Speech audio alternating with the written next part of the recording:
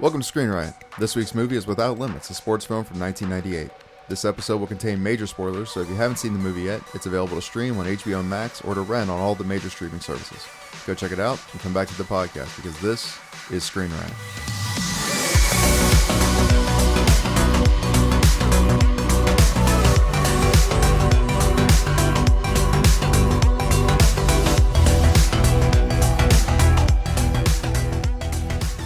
Welcome to Screen Riot, the podcast where we review movies chosen entirely by fate.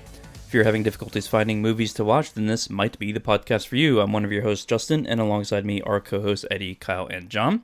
And each week, one of us spins the wheel of fate, and the host must pick any movie from that genre. If you'd like to see all the movies that we've reviewed so far and how they've ranked, visit ScreenRiot.net and have a look at the movie ratings page. At the end of each show, we'll spin the wheel again to see what next week's movie is going to be so that you can follow along at home. Also, while you're at ScreenRiot.net, make sure you head over to the support page to see all the different ways that you can help support the show. And like Eddie said at the opening, we're taking a look at a movie called Without Limits. It's rated PG-13, has a runtime of 1 hour, 57 minutes, and it was directed by Robert Towne. Now, when I saw that Robert Towne directed this, I was like, why does that name sound so familiar? I couldn't remember why. Does anybody know who Robert Towne is? It does sound familiar, but I didn't do any...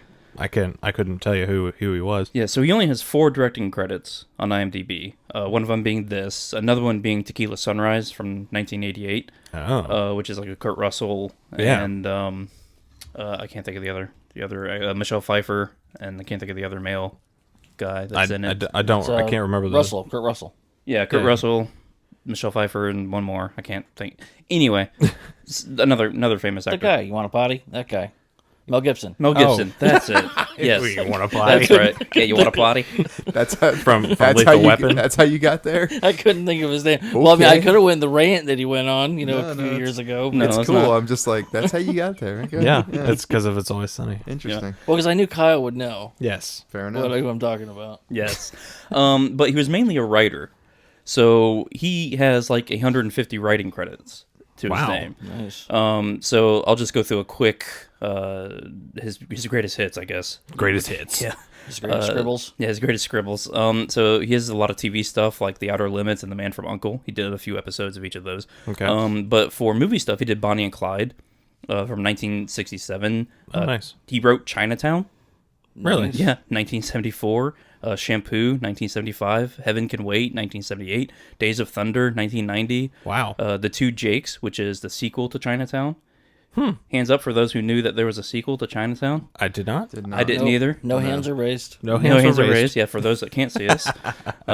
Which is everybody. Everybody. Yes, everybody. That was in 1990. Wow. Yeah, so I'm going to have to check that out because I had no idea that there was a sequel to Chinatown called The Two Jakes.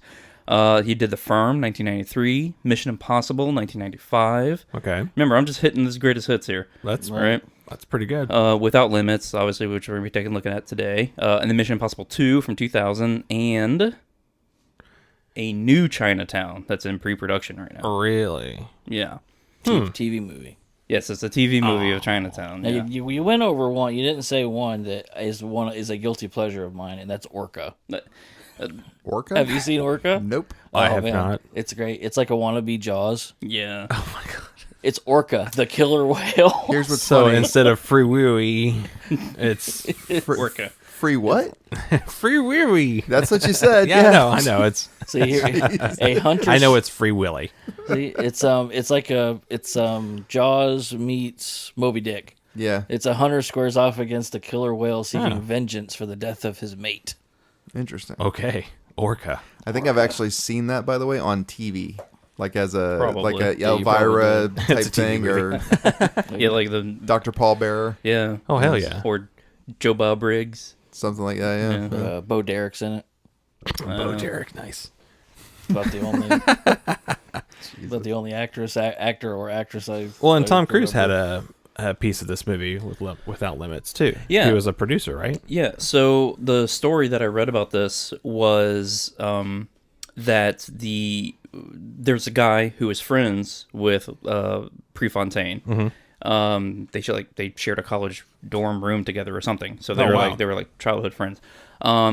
And after he died, he went to Robert Towne and asked him to make this movie. Oh wow. and Robert Towne couldn't. He was already busy with something else at the time, so he couldn't commit to it. I'm writing Orca. No. Yeah, probably maybe. Yeah. Well, it did come out in like 77, so Did it? maybe. Yeah, maybe. I got this great movie. But then the guy was also became into the show business, and they somehow got hooked up to writing. Is it Kenny Moore? It might be. It's Kenny Moore. Kenny Moore. Yeah. Okay. Him and Town were both co-writers on the screenplay. Okay. Oh, So nice. then they came together to work on another project, and so he asked him again, "Hey, will you write a movie about whatever?" And he's like, yeah, maybe. I don't know. Let's talk about it." In the meantime, Kenny Moore went to Tom Cruise, who had never heard of Prefontaine, and showed him a documentary about it. Gotcha. And apparently, after 10 minutes of watching the documentary, Tom Cruise was super infatuated with it. Jumping on couches. Yeah, jumping on couches, right. shooting lightning at Oprah, doing all kinds of stuff. So then he got super hooked on it. That is what made Robert Towne want to write the script, because Cruise was excited about it, and Robert Towne wanted to direct it, and he wanted Cruise to be Prefontaine, to be the main actor. Oh God, that'd be awful. Well, Cruise denied. Well, not deny. He refused declined it, because he felt that he was too old.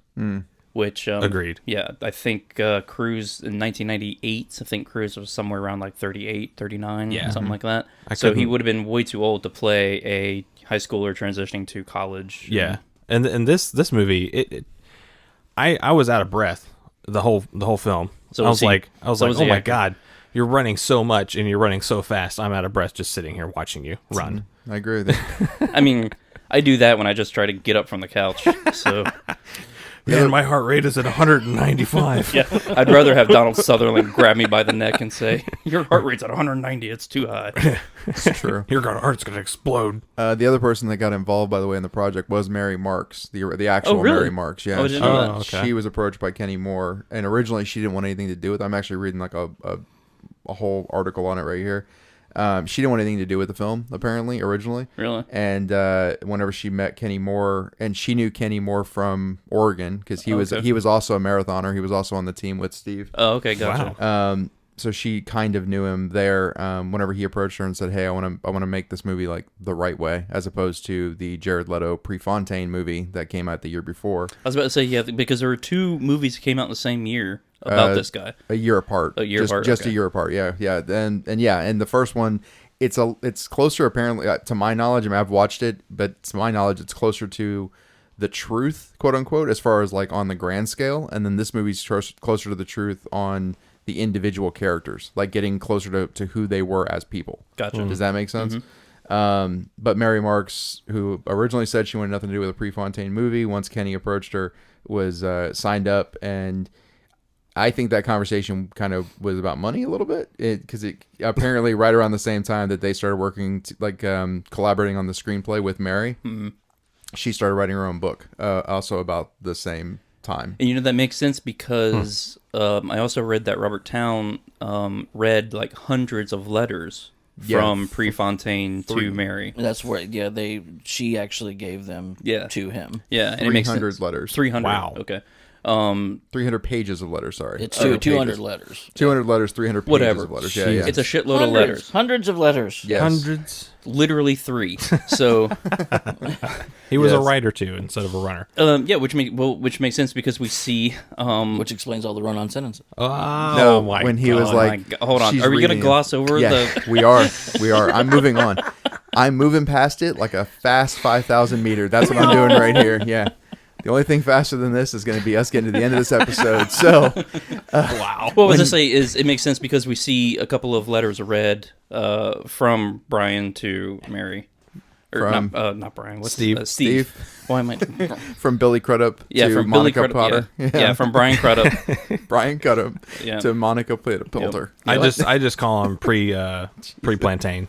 Pre-plantain. Oh, Yeah, God. he's Steve Bananas. But apparently, because I had this question, because his girlfriend that he actually had whenever Prefontaine died, was a woman named Nancy Allman, who is in the Prefontaine, not the actual woman, but the actress plays Nancy in the Prefontaine movie. In this movie, Without Limits, they focused more on Mary, which makes sense since they used her, to write the movie. But Mary said that apparently her and Pre, while they sort of dated, they were really just like extremely, extremely close friends who understood things, and at that time in their life, they were on the same page, even though they fought all the time and all this other shit. It was a very tumultuous relationship.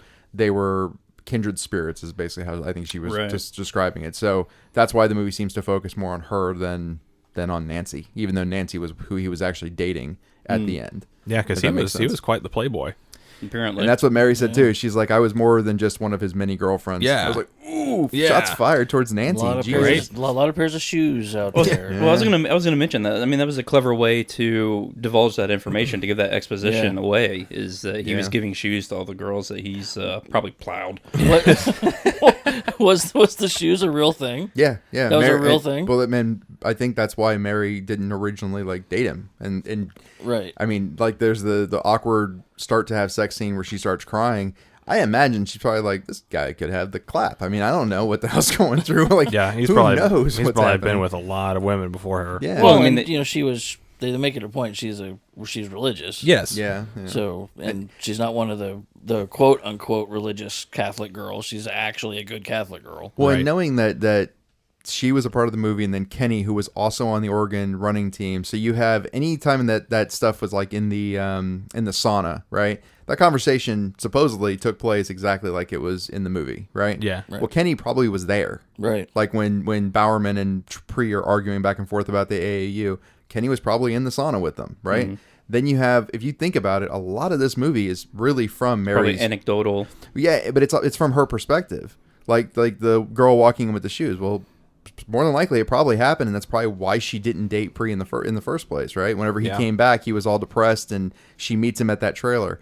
Well, to assume that anybody could possibly know that the two of them were alone at this trailer and what their conversation was, the only two people who would fucking know that are Mary and Mary. Pre. Yeah, and Mary's the only one alive to be able to tell it. So it's really interesting whenever you think about it. Now that you kind of know she was involved in the screenplay, a lot of it is actually from her perspective. So it's I don't know.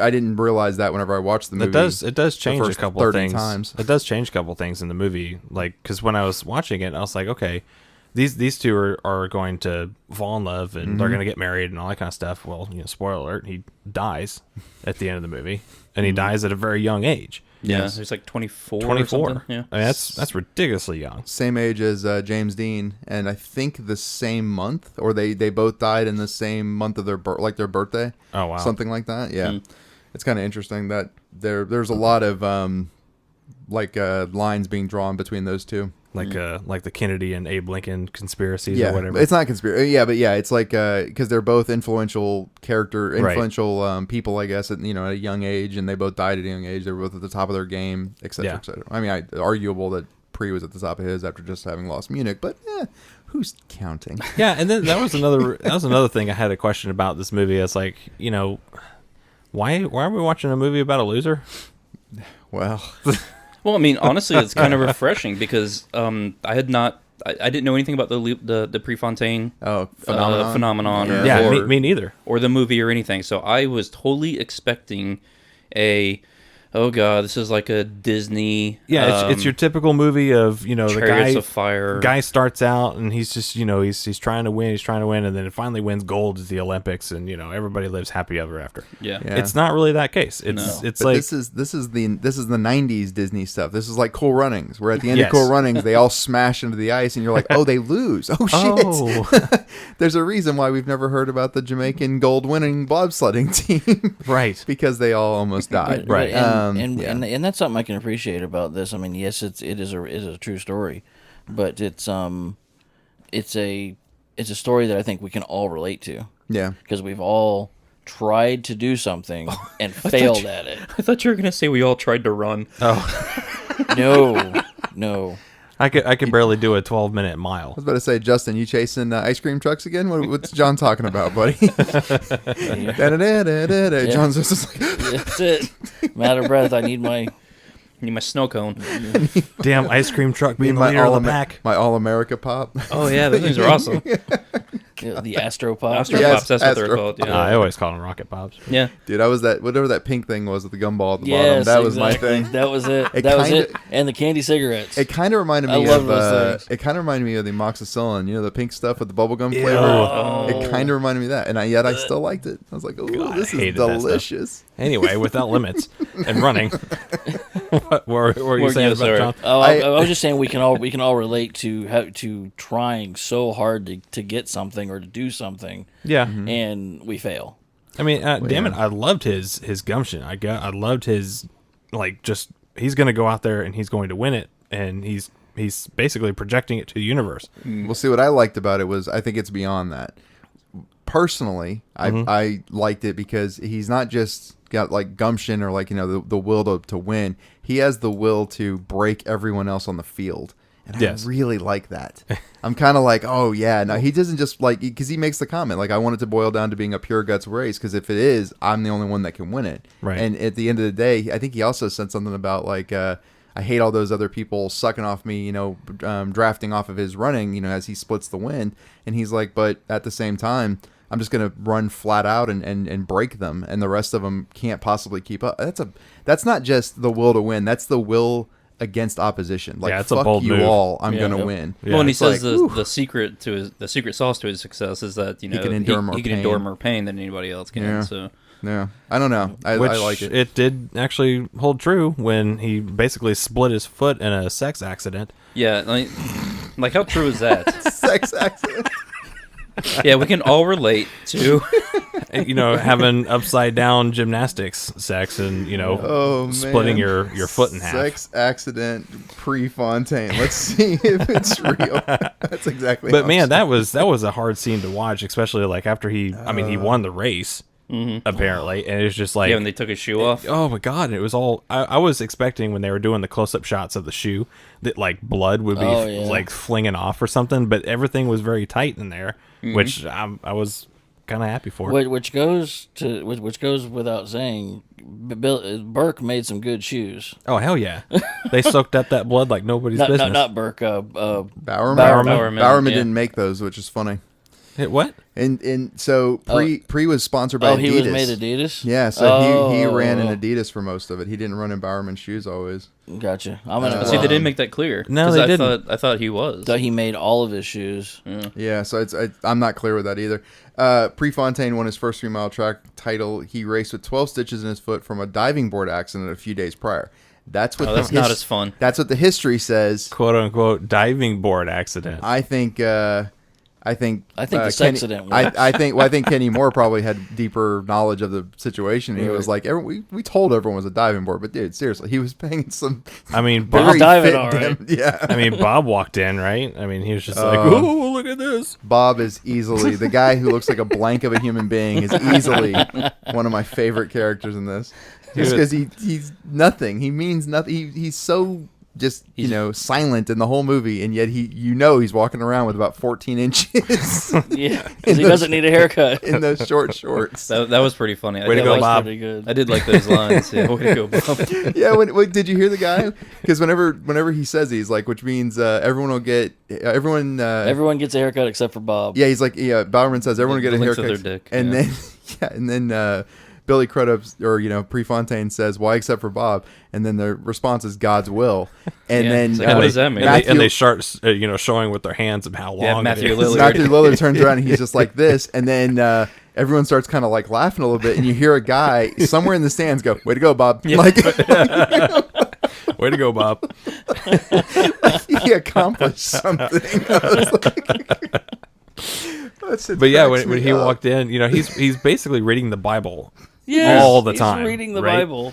And Yeah. here he's God's walking. will. Yeah, he's walking in, and he's just laughing. He's just like, "Whoa, look at that!" Because I guess they're doing some crazy stances or Weird whatnot. gymnastics thing. Yeah, Yep.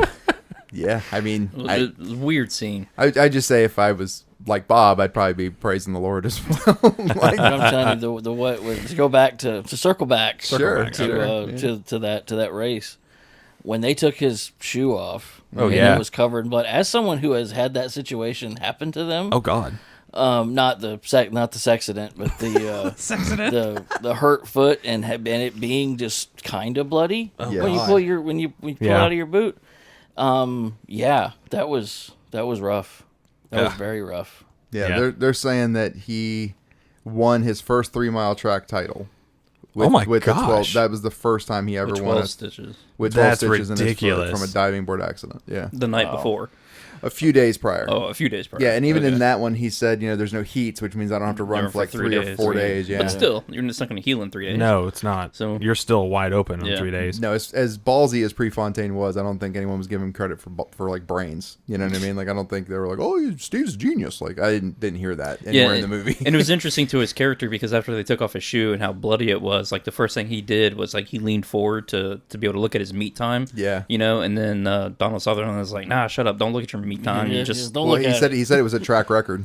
That's right. He You said don't get need to track see your track. record. Yeah, he's like Yeah. you don't need to see your meet time. It was a track record. Yeah. Lay back, and then he calls for ambulance. Stretcher, yeah. Yeah, there's quite a few pieces in this movie that I really appreciate. The relationship, the on-screen relationship between Donald Sutherland and Billy Crudup as Bowerman and Prefontaine.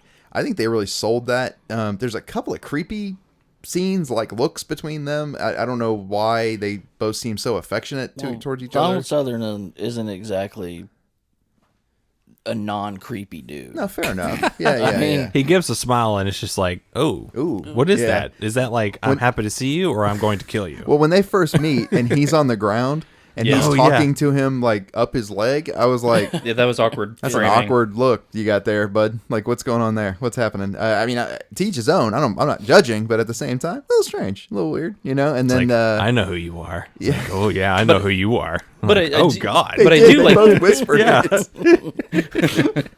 But I do like the exchange that they have between them, where he's explaining, the reason we're taking your shoe size is we can cut off ounces, and Yes. if you add it all up, that's a lot less weight you have to carry and all that. So it was interesting. Which was actually Bowerman's big push whenever he was designing shoes, was the notion that if you could cut off just ounces, because apparently his running shoes, whenever he was making them, were like 6.5 ounces is what he tried to get a pair of running shoes down to. Like, despite no matter apparently what size your foot was, he was supposed to be around 6.5 ounces.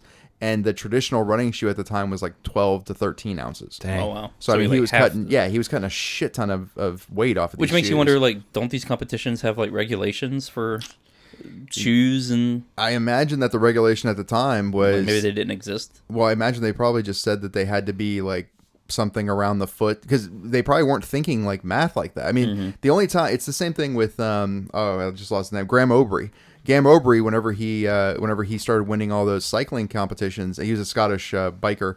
Whenever he started winning all these biking competitions, is whenever the governing body, which name I can't remember all of a sudden, started setting up all these rules, because they had never considered to set rules for those specific things, because nobody had innovated enough to break those rules. Right. You know what I mean? So they were like, well, why do we have to say how somebody sits on a bike? Nobody's biking in any other way other than the normal way that people bike, right? The normal arm stance, etc. Graham O'Brien came out with the Superman stance, and they were like, you can't do that. It breaks the rules. And he's like, what rules? And they're like, ones we just wrote, you can't do it. Yeah. No, goodbye. Like, We're the association that makes rules. yeah, and that's what Have they you do, ever so. seen that before? The Superman stance on the bike? The Flying Scotsman? Oh yeah, It is ridiculous. Yes, Yeah. I It's have, like actually. you go so much faster. Well, yeah, there's less drag. Less drag, and it's just like no. You Yeah, go no, right it's- past these guys. So the Flying Scotsman, by the way, is on my list for sports movies, because That's it's a fucking awesome movie. But it's the same notion, and that guy was kind of the same way. He just wanted to do his best and was willing to say fuck all and do what he needed to do. I like both of those a lot. I really enjoyed. I mean, I didn't really understand what. I mean, Bowerman's, or the actual guy himself is very important to this whole role, is just because he was the coach of Prefontaine. But I didn't realize the whole side story of the shoemaking stuff, and he's like the co-founder of Nike. And I'm Right, like, what yeah. the?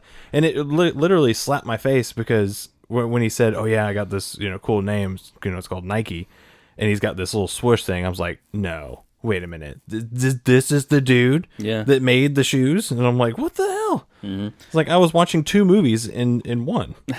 Yeah, almost a biopic about It's like Nike. an origin story of Nike. Yeah. It's like, it was Steve Prefontaine and this other guy, Bill Bowerman. Bill Bowerman, it's just whatever. He's just a coach. Yeah, that was like 73 or something, Yeah. Well, Nike, I just looked up in 2020, just the brand alone for Nike is worth $40 billion.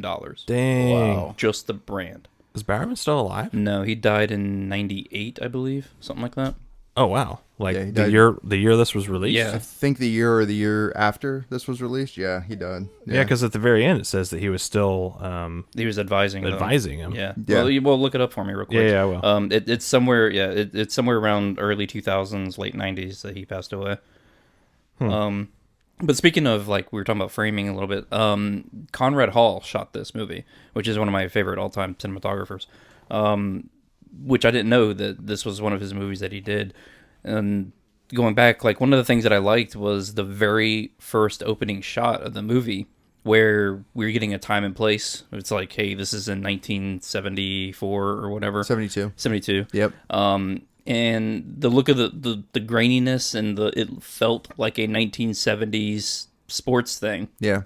right? Yeah. And they showed like a gopher, like an assistant, like a PA with yeah, coffee or whatever, walking through all this production equipment or whatever. And then he goes into the sports center, the technical director booth or whatever, and then as he passes through, then it cuts to like film from like 1990s looking film. Right. So it did like a cool little natural transition between 70s looking film technology to 90s as they were jumping through. I thought that was pretty creative. When it Kinda was the neat. difference between like you're watching what they would have watched on TV Right. versus okay, now welcome to the movie. Yes. Yeah. Yeah. Which I appreciate Yeah. as well. Which Bowerman actually died December 24th, 1999. 99. 99. Okay. So, yeah, it was Yeah. a year after this movie was released. Yeah. It's crazy.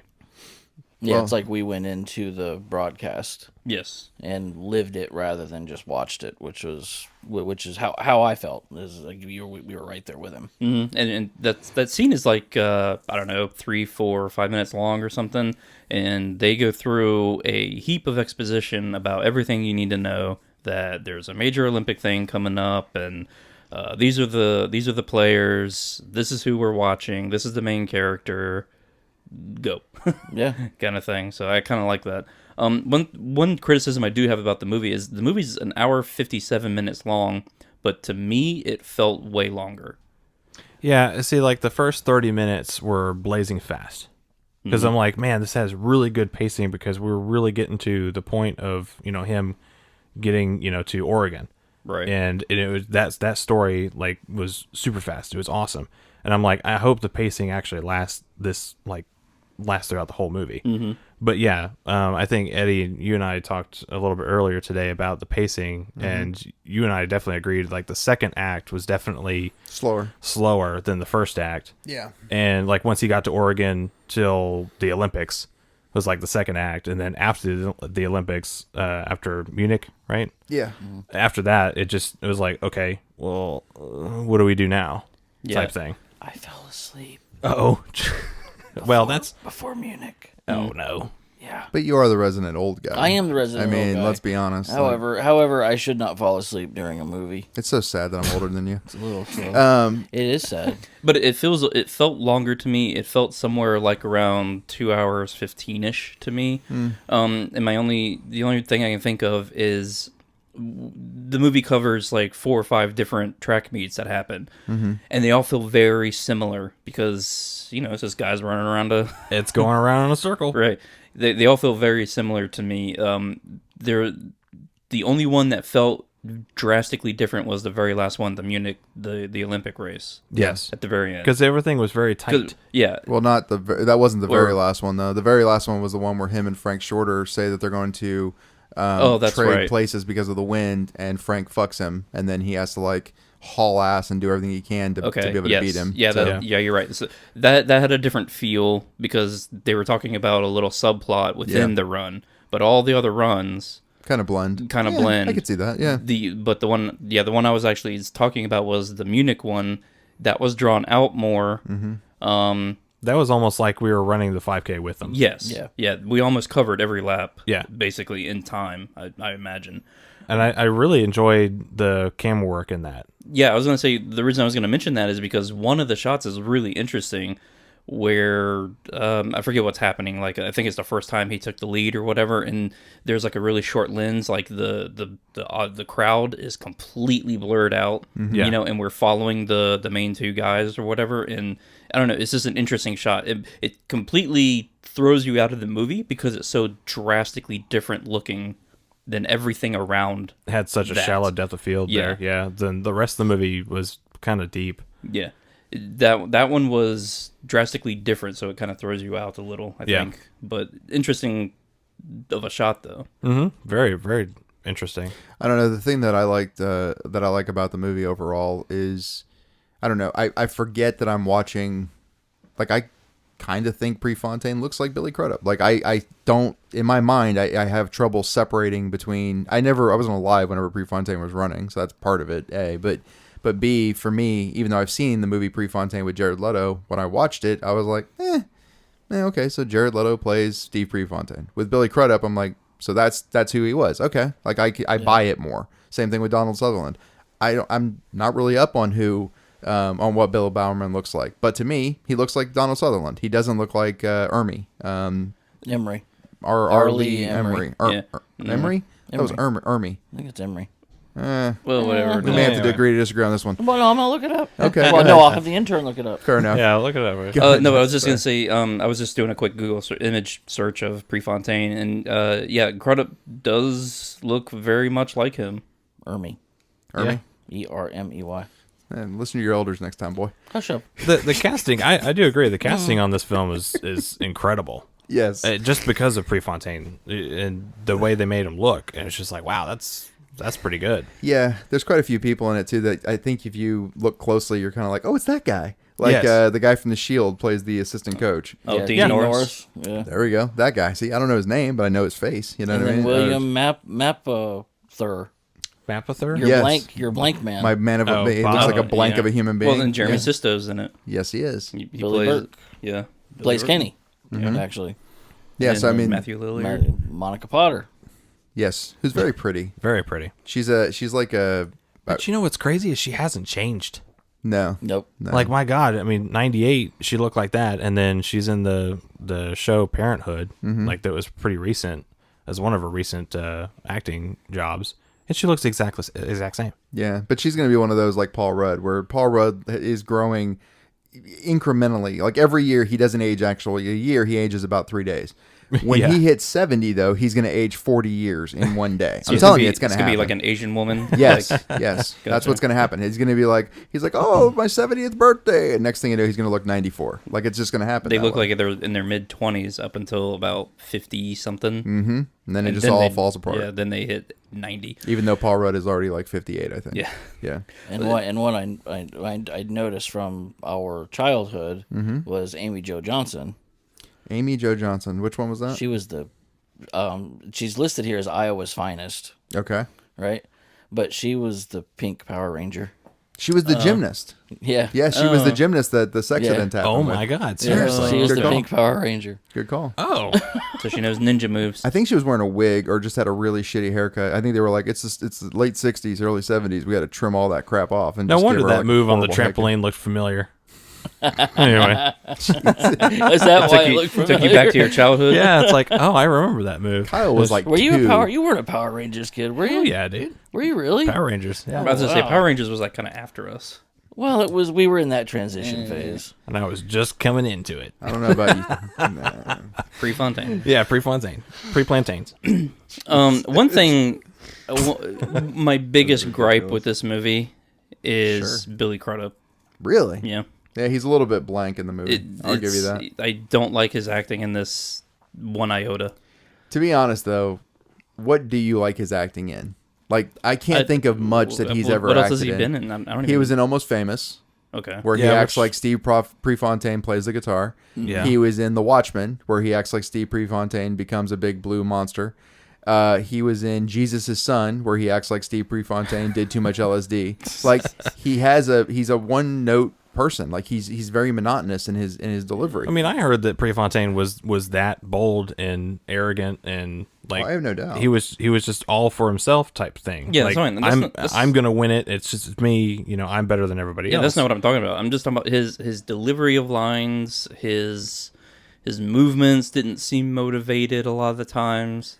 I didn't really catch that. I didn't really catch that at all. I mean, I thought he did a really good job with this character. I don't know. To me, he acts. The thing about him, he's not Vince Vaughn, right? Vince Vaughn is Vince Vaughn in every movie. Yes. You're like, Right. oh, what's this one? It's Vince Vaughn has a girlfriend, or it's this one. Vince Vaughn is a frat guy. Right. Hard to believe. Oh, it's Vince Vaughn's a football player. He was in Rudy, by the way. If you guys didn't catch that. Yeah. He's not as bad as Vince Vaughn because you still recognize Vince Vaughn in everything. To me, Billy Crudup blends better than Vince Vaughn does. But I do kind of agree that he just has this very... I mean, has Vince Vaughn actually portrayed anybody for like real life? I don't know that Vince Vaughn could portray anybody except Vince Vaughn. Yeah, I don't think Unless he's doing a biopic on himself. Well, Right. it's like him and Samuel L. Jackson. They're not character actors at all. No. They're specific niche actors. I want to see Samuel L. Jackson playing Jesus now, though. Just like, God damn, motherfucker. Just screaming. Get me off this goddamn cross! I'm going to kill you! I don't know why I went there, but it's just in my mind. I'm like, You I'm like, stabbed me with a spear. What the fuck? what would I want to see Samuel L. Jackson doing about Jesus? I want to see him as Jesus. Like, it'd be perfect. I think that might be in the writings. But yeah, might. I agree with you. I mean, there's not. I don't think that Vince Vaughn could do that. I think Billy Crudup pulls it off. Yeah. But at the same time, I do understand what you're saying, Justin. Like, I think that he just has a blah sort of delivery always. Was it his acting, or what was it? Is that how Prefontaine was? I don't know. I don't know. If you watch him in Almost Famous and you watch him in this, He is pretty much the same guy. Yeah, the only okay. real difference is the lines he's actually delivering are Gotcha. different. Other than that, it's the same dude. You know what I mean? It just didn't sell me. If you watch him especially when he's when he's on scene with Donald Sutherland, yeah. like it's just no comparison. Like that eulogy that Donald Sutherland gives at the end, man. Yeah, makes you is cry. Yeah. wretched. Yeah. Like Yeah. like it. Not you didn't like it? No, I meant to say it was going to like wretch your heart out. That's what I meant to say. Or Yeah, Rip it's your heart out. Rip your heart out. It's heart wrenching. It's heart wrenching. Heart-wrenching. Yes. That's the phrase. I was like, see, I'm talking like Billy Crudup. No, you're It doesn't good. make sense.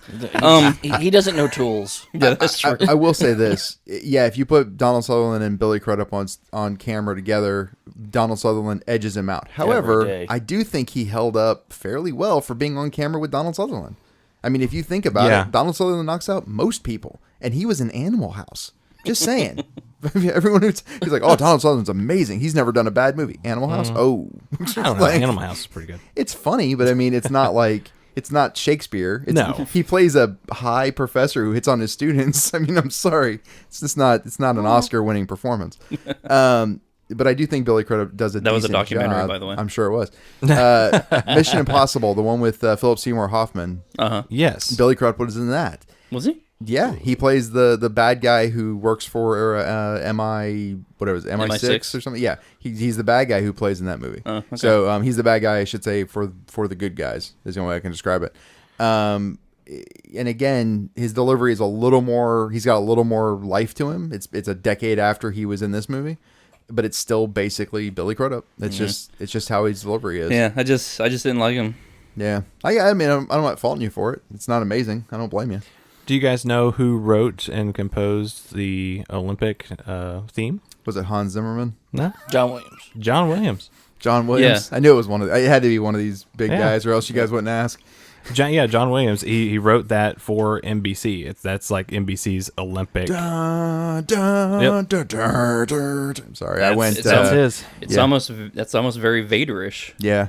Yeah. Dun, dun, dun, dun, dun, dun, dun, dun, dun. Well, what's funny is on a completely unrelated note, I heard that somewhere. Yeah, Like yeah. a few days ago before Yeah. watching Oh, really? this, I heard it somewhere. Yeah. And he also That's wrote funny. the NBC theme. Yes. Yes, that I knew. Yeah. Nice. Yep. Yeah. So, I mean, Oh. this dude wrote everything. That's what it was. It was Jeopardy. It was on Jeopardy. Oh, there you go. Yeah. There you go. I did not get it from Jeopardy. I knew it before Jeopardy. John watches the Jeopardy. You're not, I am an old He's man. the old show You guy. told me I was the Pepperidge old man. Farm, remembers. That's right. I mean, but now I'm kind of imagining what the Olympic theme would be as a Hans Zimmer score, though. It would just be yeah. Dun, dun. literally That's falling it. on the bass notes of a piano. Was Hans Zimmer the Inception? Yes. Yeah. So just the new Dune soundtrack Yeah, is yeah. the Olympics soundtrack. Yeah, Hans Zimmer. Yeah, he's ever since Inception. It's been that long drawn out bass tones. It's just like, come One on, note. dude, come on. Which it works really well in Inception. It does. I don't think it works so well in Dune. There's a lot of things that didn't though, but yeah. we already ripped Dune a new ass. Though. Yeah. So We ripped it a new ass like a giant sandworm. Anyway, is there anything else that? I mean, to me, this movie was actually pretty well done. I mean, I didn't. The only thing I have against it is the time, like in the very middle and end of the movie. I thought it was okay. I'm kind of on the fence on it, honestly. Like, I could take it or leave it. Like, I don't think I'll watch it again. I think it's mainly like, if I was living at that time and knew about him and like grew up with him and all that kind of stuff, seeing him on TV and watching him on the Olympics, live, I'd be like, yeah, this is a really good movie, and it has like a personal attachment or something like that. But I don't have any relationship to this dude. Right. So Well, I mean, it's a biopic that you Yeah. learn about the guy. And yeah, all that, I mean, it was a good story. It's like, now I know who Steve Prefontaine is. Right. Yeah, I'm like you. I enjoyed the story. The filmmaking is okay. I mean, it's not amazing. Yeah. yeah, But wait, there's certain aspects, there's certain scenes I like. yeah. And there's certain scenes that are like, okay, this was kind of long here, or this was too short here, or I didn't understand that. Yeah. Type thing. Like, I don't particularly, I like knowing where I'm at, and I like knowing why I'm there in the different scenes.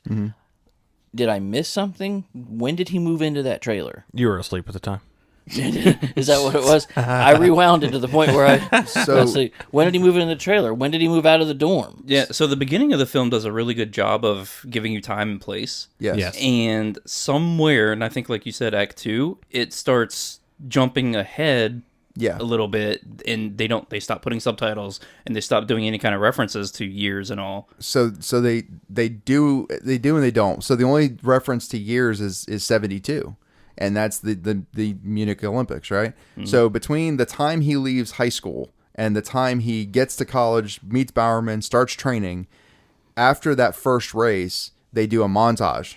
And the montage is him like running, different races being won, et cetera, and there's a couple of very quick, like newspaper things in there that if you're really looking, you can like, see the date. That one's 70. Okay. But I mean, none of them say he moved. He No. moved into a trailer. No. I got a dog. The only thing I can I think mean, At a of, bar. Yeah. well, the yeah, only it's thing, like all that stuff is kind of Yeah. like, oh man, well, why? the only thing why I are can you so think of depressed? is when he's out of school. It's like summer break or something like that. Yeah. He's basically living on his own.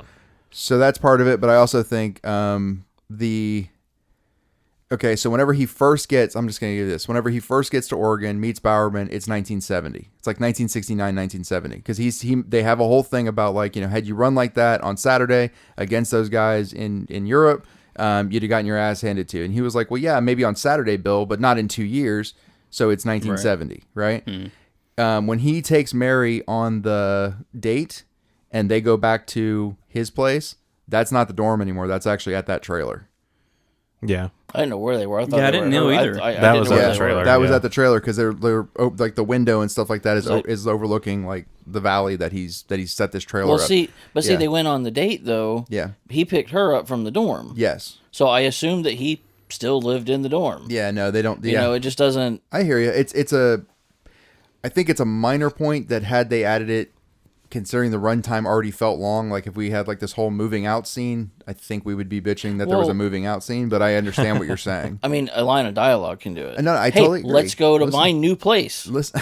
But boom, done. I agree with you. I'm literally saying I agree with you. I do think that lines of dialogue help a lot. Yeah. I don't think it necessarily takes away from the movie, but I understand your problem with it. Does that make sense? Well, yeah, I just get. I'm old. Yeah, like yeah. You just said several times. the piece that I get confused. the piece that I I'm think lost. is interesting about this movie is it's kind of similar to Miracle because Yes. we weren't alive for the 1980 hocky team either. Yeah, but they won. So Fair enough. I could finish the thought, but that's Yeah, cool, go for it, Kyle. go for it. You jerk. But what I like about this is that Sort of similar to the coach for Miracle. I can't remember his Yes. name all of a sudden. Hal, maybe? Yeah. Kurt Russell. Kurt Russell yeah. in the movie. Prefontaine is kind of an anti-hero. Like, he's a dick, Yeah. right? Like, he's selfish. He's selfish. Yeah. He doesn't listen to his coaches. He was historically apparently anti-coaching and very much like, always at odds with his coaches, always at odds with the people on the team.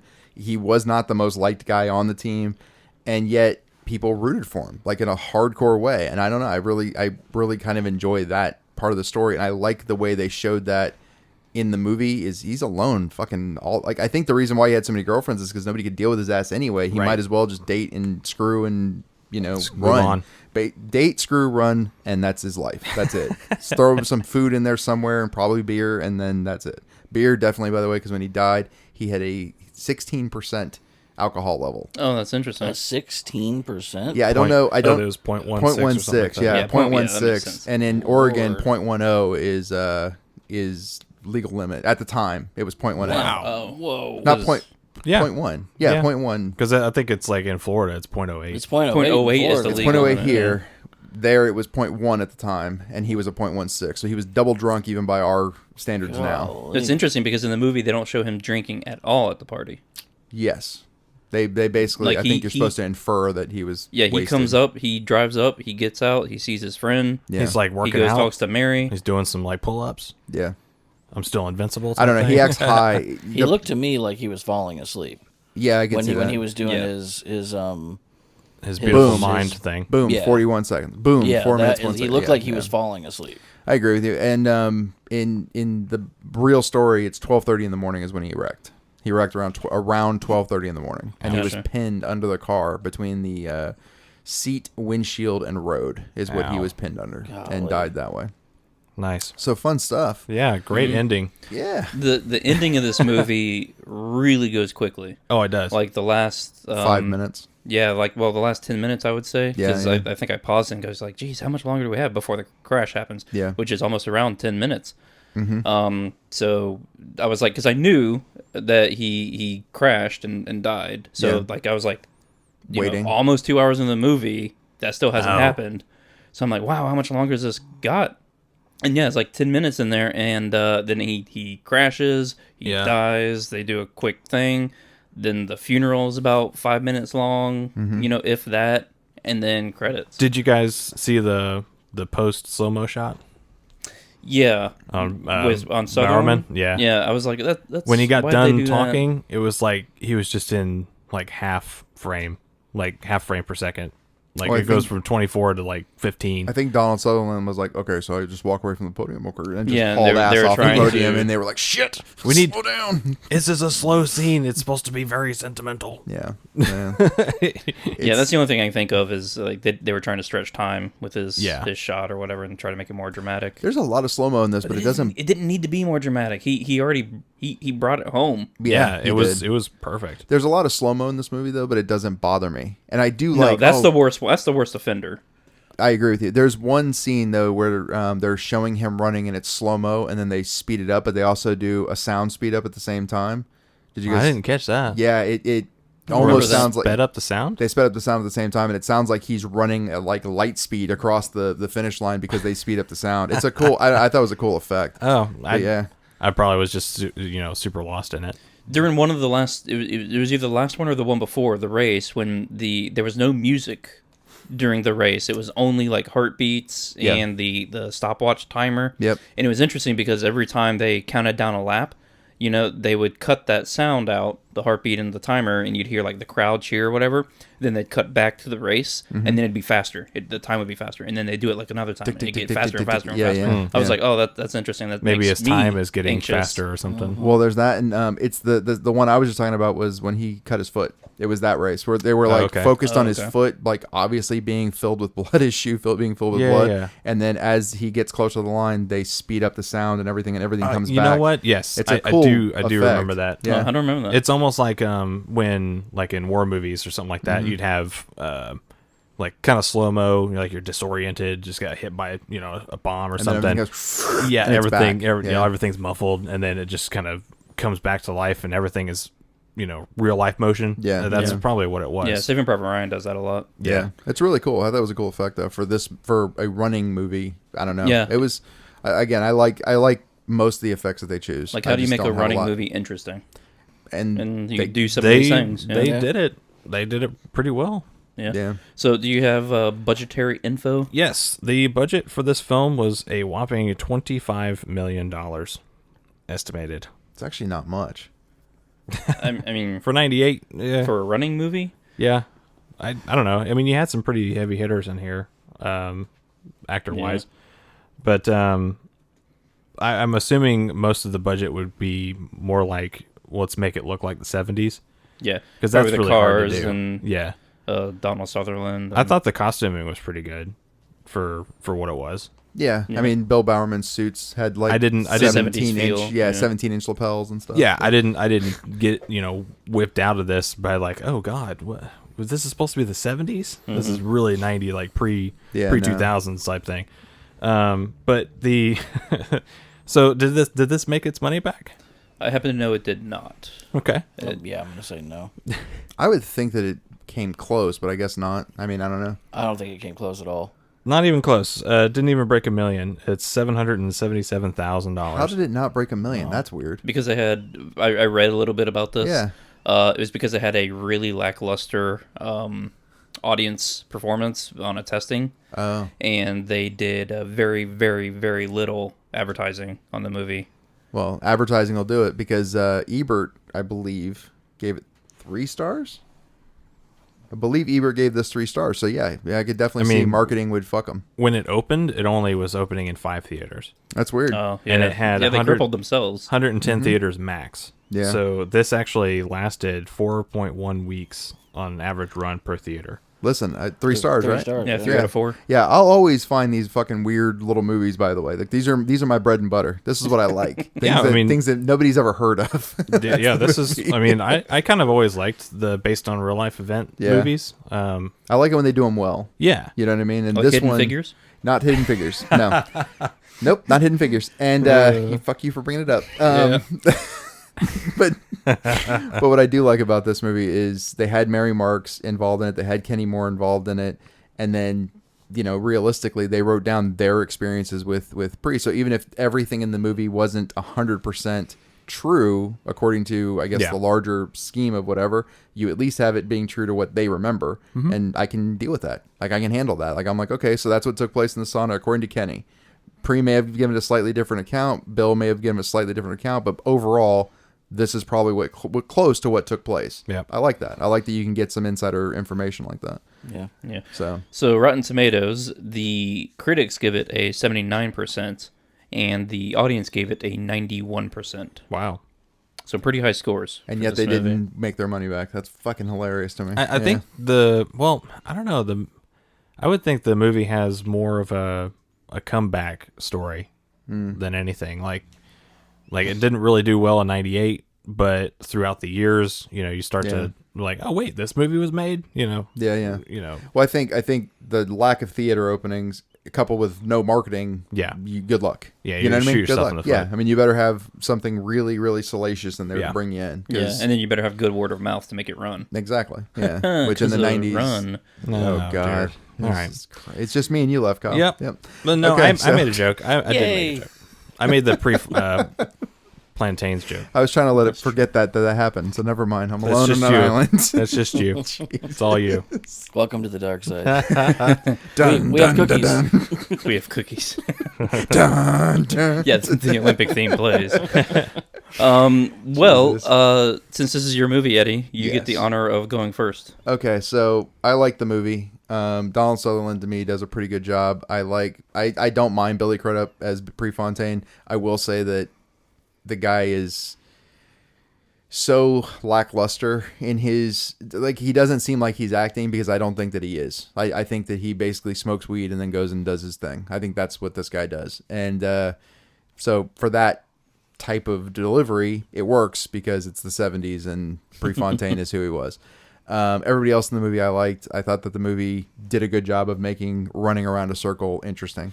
Can Guess it's technically an oval. Technically, this is the writer. This is his second, make things go around a circle interesting because of Days of Thunder. Days of Thunder was pretty good. Which I like Days of Thunder too. It's one of my guilty pleasures. I'm like, Hell yeah, I I like Days of Thunder. right? Yeah, I'm like, It's a good How race can car you movie. not like Days of I Thunder? don't know, but I feel like I shouldn't. Like I just feel like I shouldn't. Go up there and run off the pace car. James Hit the face car. James What? Duvall, right? Because you hit everything else on this damn Robert thing. Duvall. Robert Duvall. Duvall. He's like, everything else on this damn thing, I want you to be perfect. Yeah, Get out there. Go, go, Well, go. that's because there's some fun lines like that. Yeah. Anyway, When they get pulled over by the state troopers, and she's oh, the stripper, like, ups, found a what does she say, like hidden weapon or something like a that? concealed weapon. Or Concealed. something, We found a concealed weapon. And they're like, where? And she's like, zip, right here. Sorry, thought your friends would like me. I'm like, oh god, this is a horrible line. Anyway, so back to Without Limits. Yeah, I like the movie overall. Again, the cinematography I actually really kind of enjoy. I like that there's whole shots where they're just like watching people's legs running, and it's somehow interesting. You know what I mean? Like you see musculature, you kind of see what these people went through. The sweat pouring off of them and hitting the ground. I was like, damn, they sweat a lot. Yeah.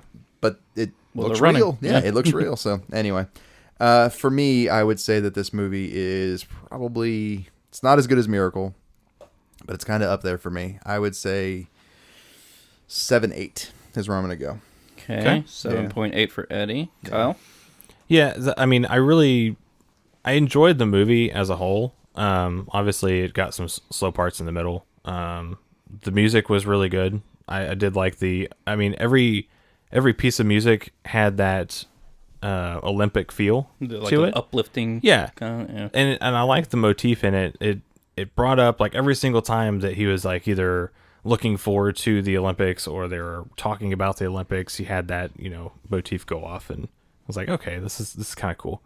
Like Eddie was saying, the cinematography, I actually really did like the slow-mo shots because they actually did it correctly. Tastefully. Yeah, they did it, they shot it at a higher frame rate and they slowed it down in post instead of actually shooting Like it. last Donald Sutherland shot. Yeah, instead of shooting it in 24 frames and slowing it down to like 15. It's like, you don't do that. Yeah. Shoot it at 60 and play it back in 24 and you'll have slow-mo. But like you were saying, Eddie, about like the muscular legs and stuff like that, and like the sweat and everything, it kind of reminded me of like horse racing movies in a way, because in horse racing movies, the fastest things that you see are the legs. Yeah. And when they slow down the legs of the horses, it makes it look cool because they're kicking up the dirt and all that kind of cool stuff. Well, it's something you don't typically see because things are moving so quickly. Yeah. It's, yeah. I think we just figured out, by the way, Without Limits is basically the story of Seabiscuit. Yes. It's Seabiscuit. Mm-hmm. So Was Seabiscuit a jerk too? No, but Seabiscuit also, won. He was actually. With Steve Biscuit won. God. Shots fired. It still Triple feels, crown, It still feels too soon. I don't know why. It just does. Man, he's Elmer's guy. glue now. Oh.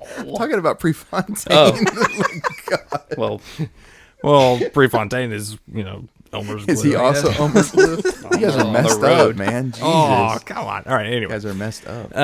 But yeah, I guess, I did like the movie. I really liked Donald Sutherland's acting in this. I really liked him as an actor anyways. I think I'm going to give this 7.1. okay, a 7.1 for Kyle. John? I liked the movie despite falling asleep. I did. I like it, and of course, anytime I get to see a movie with Donald Sutherland, I'm excited. Another thing I do just want to say, in addition to everything else that I've already said, this movie to me is a movie of, oh, it's that actor, it's that guy, because you've got Donald Sutherland, obviously he was a big draw, and you've got Matthew Lillard, which is a draw now because he wasn't too well known way back then. Oh, Scream. Scream Yeah, was in Scream. 97, I Was think. it in or 96. 97? Yeah, Okay. yeah. Well, all right. Fair enough, yeah. Fair I'm enough. with you, though. But you've got, I don't quite know that guy's name. Billy And I Crudup. don't that guy's name. Yeah. I don't know that lady's name. Dean that Norris. kind of thing. You just don't know him. So it's that actor, which I enjoy. Mm-hmm. Right, I enjoy that kind of stuff. I liked the overall story. It was told very well. Cinematography didn't really wow me. like it wowed you guys. I mean, maybe it's just because I've seen it done before in other movies. Yeah. I'm gonna give this one a 6.5. Okay. Okay, a 6.5 for John. So yeah, the movie's okay. I felt like it was a little long, like I said earlier. I'm gonna have to drop an entire point for Crudup, I think.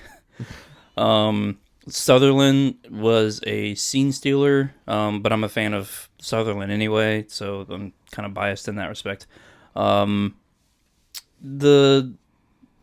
was surprised that it changed my outlook going into the movie, because I thought it was going to be, like I said, like a Disney haha feel good movie kind of thing, and that's not what it was. So I appreciated that. Think I'm gonna do because of some of the editing choices we were talking about, with like the interesting the timer and the heartbeat sound effects and all when they were counting down as he was running faster and faster. Yeah. I thought that was really interesting. Yeah. I'm gonna do 6.5. I think. 6.5? Yeah, 6.5. So 2 6.5s. So this is interesting, by the way. I know we don't ever compare to other movies, but this says that John and Justin, at least, enjoyed Old Boy so much more than Yeah, than Without Limits. I would say so. I just think that's funny. It's just Not I. Kyle's face is like, nope, not for me.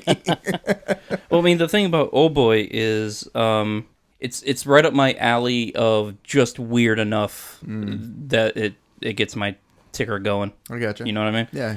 So, If this movie had just a little bit more romance in it, the score would be lower. yes.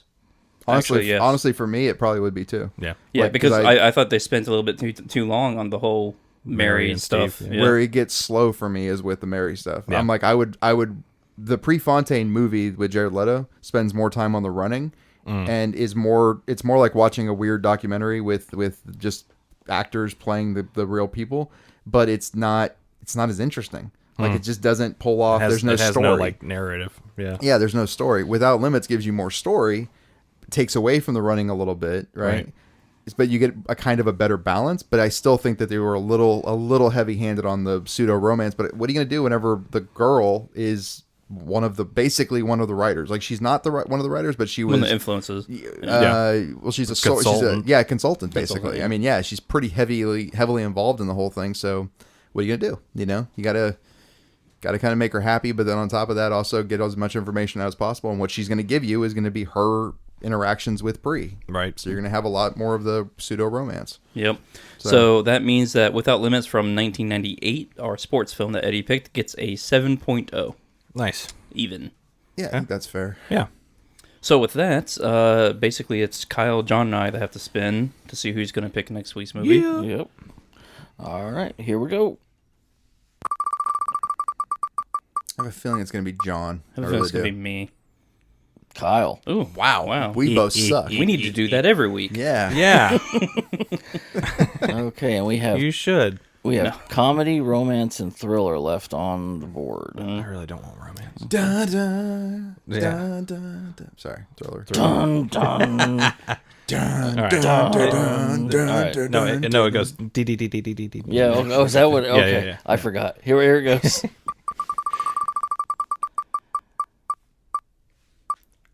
Comedy. Oh, shit. Well, we already know what it's going to Oh, be. yeah. Do we? Oh, yeah. I don't. All right, so I think I'm going to pick for comedy Detroit Rock City Good movie. from Okay. 1999. I have never seen that. I have no inkling of seeing that. It's a road I'm trip glad movie. you picked it. It's a great movie. I I'm glad you love it. picked It's rated R. It's an hour and 35 minutes. And the synopsis is: in 1978, 4 rebellious teenagers tried to scam their way into a Kiss concert. It's a hunk of fucking cheese. Yeah, Anyway, I sorry. love this movie. If you haven't seen it yet, yeah. This movie's great, It is funny. and it's another 1970s timepiece. Yeah, that's right. With a pretty good soundtrack. Yes, of course. Yeah, so that's going to do it for us here. If you want to follow along at home, go to justwatch.com, look up Detroit Rock City. You can see everywhere that is playing, and then meet us up here next Saturday to review that. Yeah. Thanks for listening. See ya. See it. Later.